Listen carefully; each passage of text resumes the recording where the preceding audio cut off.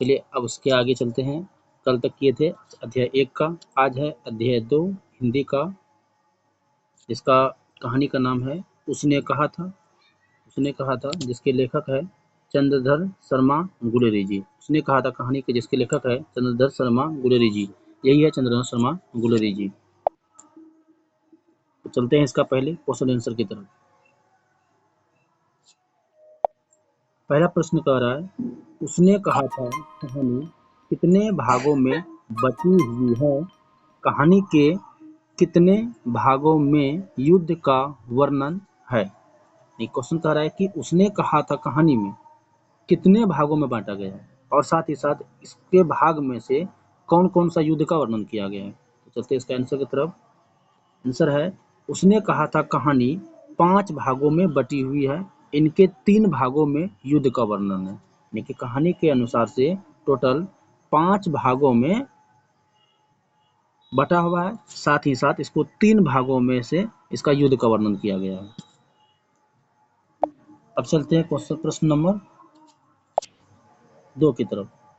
प्रश्न कह रहा है कहानी के पात्रों की एक सूची तैयार करें। यानी कि ये कहानी जो है उसने कहा था इसमें टोटल कितने पात्र है, कुल कितने पात्र है उसके बारे में बताना है। तो चलते हैं, इसका आंसर है पात्र का नाम। पहला है, इसका नाम है सूबेदारनी। सूबेदारनी कौन है? तो सूबेदारनी सूबेदार हजारा सिंह की पत्नी। सूबेदारनी सूबेदार हजारा सिंह की पत्नी है। दूसरा है लहना सिंह, ये सिख राइफल्स का जमादार था। लहना सिंह सिख राइफल का जमादार था। तीसरा है हजारा सिंह, सूबेदारनी का पति तथा फौजी था। ये हजारा सिंह जो है, हजारा सिंह सूबेदारनी का पति तथा फौजी था। चौथा वजीरा सिंह, ये पलटन का विदूषक था। वजीरा सिंह पलटन का विदूषक था। पांचवा बोधा सिंह, सूबेदार का बेटा तथा फौजी। बोधा सिंह सूबेदार का बेटा तथा फौजी था। छठा किरत सिंह, ये फौजी था। किरत सिंह फौजी था। अगला महासिंह, ये भी फौजी था। अगला लप्टन साहब, जो कि फौजी था। उसके बाद नौवां अतर सिंह, सूबेदारनी का मामा था। तो टोटल इस प्रकार से इस कहानी में कुल 9 पात्र है, जो है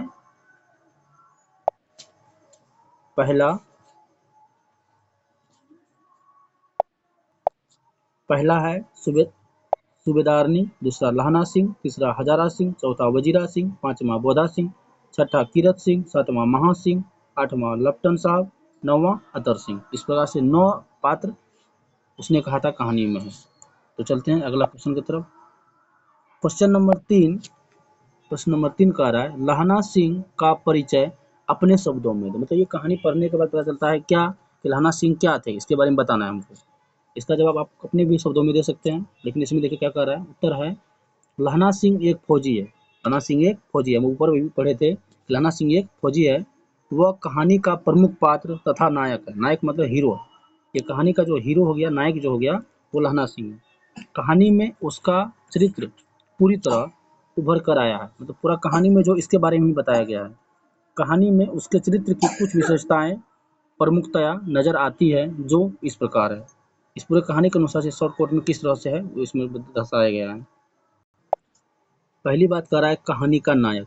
आंसर है कहानी का संपूर्ण घटनाक्रम लहना सिंह के इर्द गिर्द घटित होता है। इससे यह स्पष्ट होता है कि वह कहानी का प्रमुख पात्र तथा नायक है। तो पहला पॉइंट है कहानी का नायक कौन है, तो कहानी का नायक लहना सिंह है। दूसरा बात कर रहा है बहादुर तथा निडर। ये जो है लहना सिंह जो है सबसे ज्यादा बहादुर और निडर है। आंसर है लहना सिंह बहुत ही बहादुर तथा निडर व्यक्ति है। वह खंडकों में खाली बैठे रहने से युद्ध को बेहतर समझता है। साथ ही वह अद्भुत वीर है तथा खतरे के समय भी अपना मानसिक संतुलन बनाए रखता है। उसने अपनी निडरता के कारण ही नकली लप्टन साहब को मार गिराया था। तो इसमें जो सबसे ज्यादा बहादुर जो है वो लहना सिंह है, इसमें ये कह रहा है। तीसरा पॉइंट है सहानुभूति तथा दयालुपन। लहना सिंह में सहानुभूति और दयालुपन भी है। आंसर है लहना सिंह के चरित्र की एक और विशेषता है सहानुभूति तथा दया भाव। इसी भावना के चलते वह भीषण सर्दी में भी अपने कंबल तथा जर्सी बीमार बोधा सिंह को दे देता है तथा स्वयं उसकी जगह खंडक के दरवाजे पर पहरा देता है। चौथा पॉइंट है चतुर। लहना सिंह बहादुर होने के साथ साथ काफी चतुर भी है।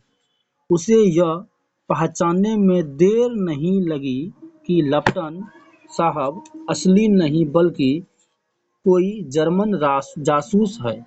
उसने काफी चतुराई के साथ उसका भंडा फोड़ दिया। पांचवा पॉइंट है सच्चा प्रेमी। लहना सिंह एक सच्चा प्रेमी है। बचपन में खेल खेल में उसके दिल में एक अनजान भावना उत्पन्न हुई जो प्रेम था।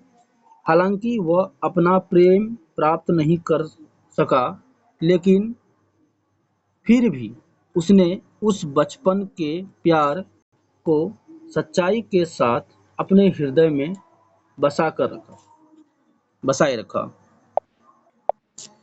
छठा पॉइंट है वचन पालन। सूबेदारनी ने लहना सिंह से कहा था कि वह उसके पति और बेटे के प्राणों की रक्षा करे। लहना सिंह ने उसे एक वचन की तरह निभाया तथा इस वचन को पूरा करने के लिए अपने प्राण भी न्यौछावर कर दिए। इस प्रकार से लहना सिंह के ये 6 पॉइंट जोड़ी पॉइंट है।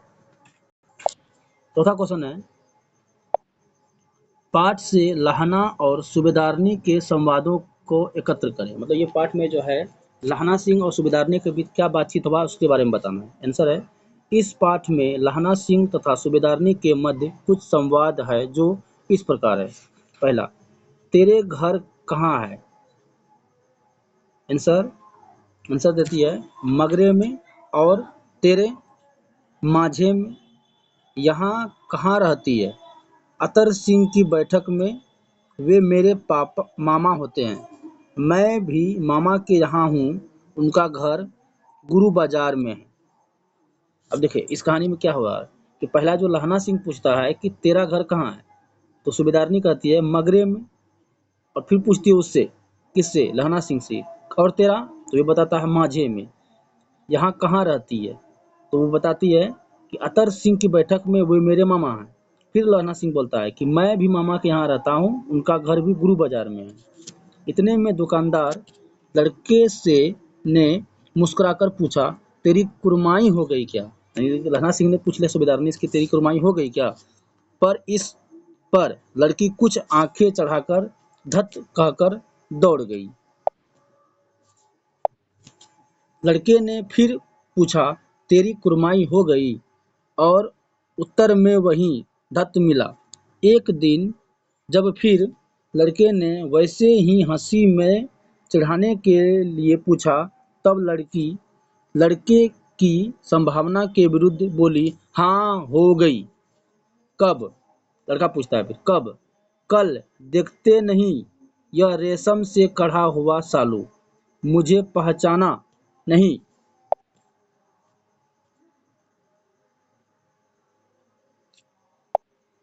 तेरी कुरमाई हो गई। धत कल हो गई। नहीं, रेशम बंटोवाला सालू अमृतसर में। सूबेदारनी कह रही है। मैंने तेरे को आते ही पहचान लिया। एक काम कहती हूँ, मेरे तो भाग फूट गए। सरकार ने बहादुरी का खिताब दिया है। लायलपुर में जमीन दी है। आज नमक हलाली का मौका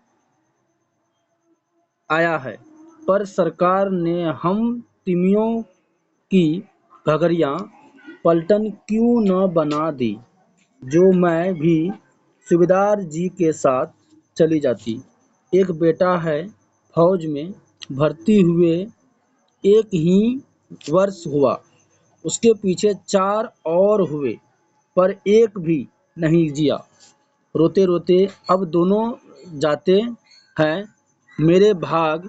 तुम्हें याद है कि एक दिन टांगे वाले का घोड़ा दही वाले की दुकान के पास बिगड़ गया था। तुमने उस दिन मेरे प्राण बचाए थे। आज घोड़े की लातों में चले गए थे और मुझे उठाकर दुकान के तख्ते पर खड़ा कर दिया था। ऐसे ही इन दिनों को बचाना, यह मेरी भिक्षा है। तुम्हारे आगे मैं आंचल पसारती हूँ। तो इस तरह से लहना सिंह और सूबेदारनी के बीच बातचीत हुआ। 5वां क्वेश्चन कह रहा है, कल देखते नहीं यह रेशम से कढ़ा हुआ सालू। यह सुनते ही लहना सिंह की क्या प्रतिक्रिया हुई? आंसर है, यह सुनते ही लहना का वज्रपात सा होता है। उसे बहुत गुस्सा आता है और वह अपनी सुध बुध खो बैठता है। घर लौटते समय वह किसी को नाली में धकेलता है तो किसी छाबड़ी वाले की छाबड़ी गिरा देता है, किसी सब्जी वाले के ठेले में दूध उड़ेल देता है, किसी कुत्ते को पत्थर मारता है तथा सामने आती हुई वैष्णवी को टक्कर मारकर उससे गाली खाता है। अगला क्वेश्चन, प्रश्न नंबर 6, जाड़ा क्या है, मौत है और निमोनिया से मरने वालों की मुरब्बे नहीं मिला करते। वजीरा सिंह के इस कथन का क्या आशय है? आंसर, वजीरा सिंह के इस कथन का आशय है कि वहां युद्ध के मैदान के बहुत अधिक ठंड पड़ रही है जो जानलेवा साबित हो रही है। इस स्थिति में लोगों को निमोनिया हो रहा है, पर लहना सिंह इस पर भी अपना कंबल जर्सी बोधा सिंह को दे रहा है। उसे इसके लिए कोई इनाम नहीं मिलने वाला, वह ठंड के कारण मर सकता है। तो यही कह रहा है। प्रश्न नंबर 7, कहती है, तुम राजा हो, मेरे मुल्क को बचाने आए हो। वजीरा के इस कथन में किसकी ओर संकेत है? आंसर, वजीरा के इस कथन में फ्रांस की फिरंगी मैम की ओर संकेत किया गया है। अगला प्रश्न है 8 नंबर, लहना सिंह के गांव में आया तुर्की मौलवी क्या कहता था? आंसर, लहना सिंह के गांव में आया तुर्की मौलवी कहता था, जर्मनी वाले बड़े पंडित हैं, वेद पढ़कर उसमें से विमान चलाने की विद्या जान गए हैं।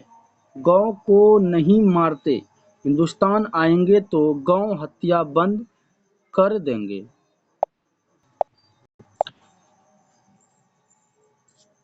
प्रश्न नंबर 8, लहना सिंह के गांव में आया तुर्की मौलवी क्या कहता था? आंसर है, लहना सिंह के गांव में आया तुर्की मौलवी कहता था, जर्मनी वाले बड़े पंडित हैं, वेद पढ़कर उसमें से विमान चलाने की विद्या जान गए हैं। गौ को नहीं मारते, हिंदुस्तान आएंगे तो गौ हत्या बंद कर देंगे।